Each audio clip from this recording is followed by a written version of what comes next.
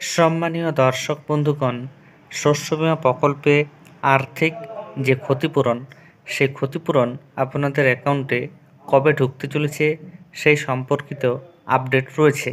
মুখ্যমন্ত্রী জানিয়েছিলেন 2024 সালের খরিফ মরশুমে যে সকল কৃষকদের ফসল নষ্ট হয়েছে তাদের ডিসেম্বর মাসের মধ্যেই আর্থিক সাহায্য দেওয়া হবে।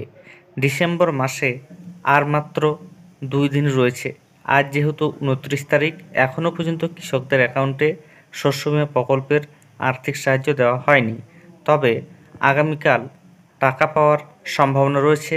আগামীকাল মুখ্যমন্ত্রী একগুচ্ছ প্রকল্পের উদ্বোধন করবেন, সেখান থেকেই শস্য বীমা প্রকল্পের টাকা দিতে পারেন। সেই সম্পর্কিত আপডেট আমি আপনাদের দেব। এর আগে অনুরোধ, চ্যানেলে নতুন হয়ে থাকলে ছোট্ট চ্যানেলটি সাবস্ক্রাইব করে পাশে থাকতে ভুলবেন না, এবং যারা ইতিমধ্যেই পাশে রয়েছেন তাদের জানাই আন্তরিক ধন্যবাদ। মুখ্যমন্ত্রী শস্য বীমার টাকা দেওয়া নিয়ে কী ঘোষণা করেছিলেন সেটা আমি আপনাদের প্রথমে দেখাচ্ছি, এবং তারপর দেখাচ্ছি আগামীকাল সভা সম্পর্কে কি আপডেট প্রকাশিত হয়েছে।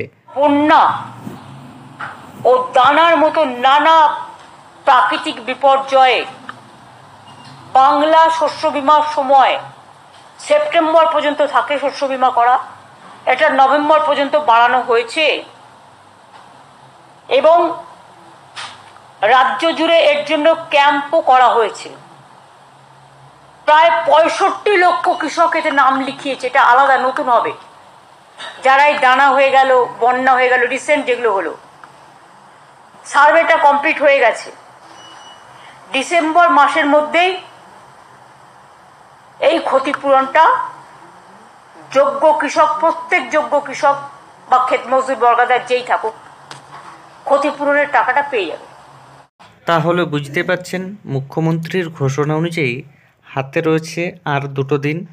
এই 2 দিনের মধ্যেই আপনাদের অ্যাকাউন্টে শস্য বীমা প্রকল্পে টাকা ঢুকে যাওয়ার কথা।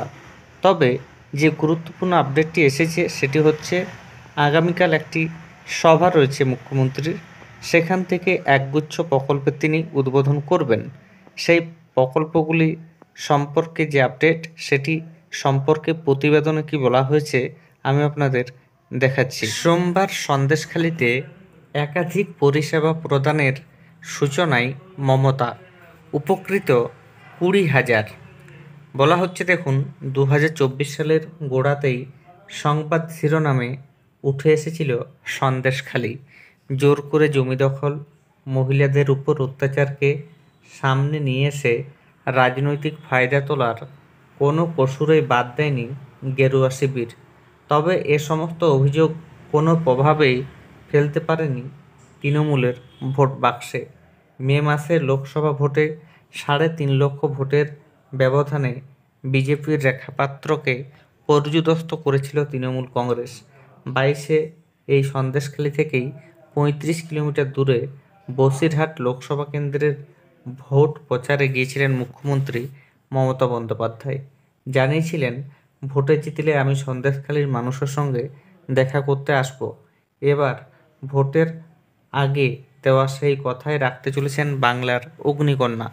আগামী সোমবার 30 ডিসেম্বর সন্দেশখালীতে পরিষেবা প্রদান অনুষ্ঠানে যোগ দেবেন তিনি। বৃহস্পতিবার মন্ত্রিসভার বৈঠকের পর তার আগামী বেশ কিছুদিনের কর্মসূচি প্রসঙ্গে বলতে গিয়ে মুখ্যমন্ত্রী জানান, ভোটের আগে অনেকে আমাকে জিজ্ঞাসা করেছিল, দিদি সন্দেশখালী যাবেন না? বলেছিলাম পরে যাব। আমি 30 ডিসেম্বর সন্দেশখালী যাব। সরকারি অনুষ্ঠানে যোগ দিয়ে অন্তত 20,000 মানুষের কাছে রাজ্যের নানা প্রকল্পের সুবিধা প্রদানের কাজ শুরু করে দেব। আমি মঞ্চ থেকে 100 জনের হাতে পরিষেবা পৌঁছে দেব। স্বাভাবিকভাবেই মুখ্যমন্ত্রীর সফরকে ঘিরে জেলা প্রশাসনের মধ্যে তৎপরতা শুরু হয়েছে।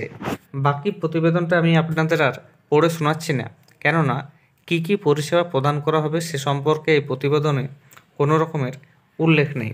তবে আপনাদের জানিয়ে রাখি, এর আগে কৃষক বন্ধু প্রকল্পের টাকা মুখ্যমন্ত্রী সভা মঞ্চ থেকেই ছাড়ার কথা ঘোষণা করেছিলেন। পাশাপাশি আবাস যোজনা বা বাংলার বাড়ি প্রকল্পে রাজ্য সরকার যে টাকা দেবে সেই কথাও ঘোষণা করেছিলেন, এবং সমস্ত ঘোষণা তিনি যেমন যেমন করেছিলেন তেমন তেমনভাবেই সাধারণ মানুষের অ্যাকাউন্টে টাকা ক্রেডিট হয়েছে। তাই আমরা আশা করতে পারি আগামীকাল শস্য বীমা প্রকল্পের টাকা হয়তো দেওয়া হতে পারে। যদিও সরকারিভাবে আপডেট নেই, তবে হাতে মাত্র 2টি দিন রয়েছে, কাল এবং পরশু, এবং মুখ্যমন্ত্রীর ঘোষণা অনুযায়ী এই 2 দিনের মধ্যেই শস্য বীমা প্রকল্পের যে আর্থিক সাহায্য খরিফ মরশুমের, সেই টাকাটি আপনাদের অ্যাকাউন্টে দেওয়া হতে পারে। ধন্যবাদ।